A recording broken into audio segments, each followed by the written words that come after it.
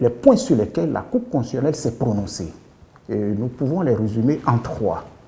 Il y a le premier point qui concerne la violation du double degré de juridiction. Le deuxième point porte sur la violation du principe de l'égalité et enfin la violation du droit à un procès équitable. Et nous le savons tous, monsieur le journaliste, que le procès équitable suppose 3 choses. D'une part, le contradictoire, le délai raisonnable et le double degré de juridiction. Relativement au premier point, savoir la violation du double degré de juridiction, la Cour estime qu'il n'y a pas eu violation de la Constitution.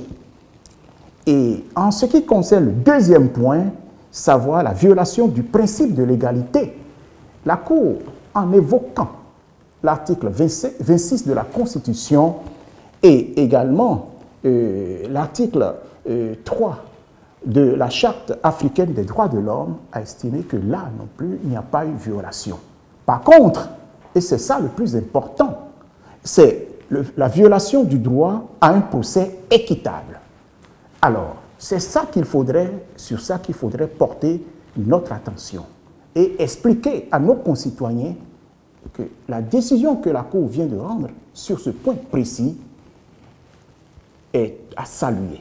À saluer pourquoi? Parce que la Cour estime que la commission d'instruction de la CRIET autorise, permet que l'on puisse dire que l'appel peut être interjeté lorsque la commission d'instruction rend un arrêt de non-lieu. Mais exclut que l'on puisse faire appel lorsqu'il s'agit d'un arrêt de renvoi devant la CRIET. Donc il faudrait que ce soit clair. C'est là où la Cour s'est prononcée sur cette discrimination qui ne permet pas aux citoyens, lorsque l'arrêt, par exemple, est renvoyé devant la chambre de jugement de la CRIET, qu'on ne puisse point faire appel de cet arrêt-là. Alors que dans le même temps, la chambre d'instruction permet que l'on puisse faire appel lorsqu'il s'agit d'un arrêt de non-lieu. Je crois qu'il faudrait voir dans cette décision une belle avancée, premier point, puisque le contrôle qui devrait se faire a priori est possible aujourd'hui a posteriori. Et c'est ce que la Cour vient de démontrer. La deuxième chose qu'il faudrait retenir, c'est que la Cour a estimé que la commission d'instruction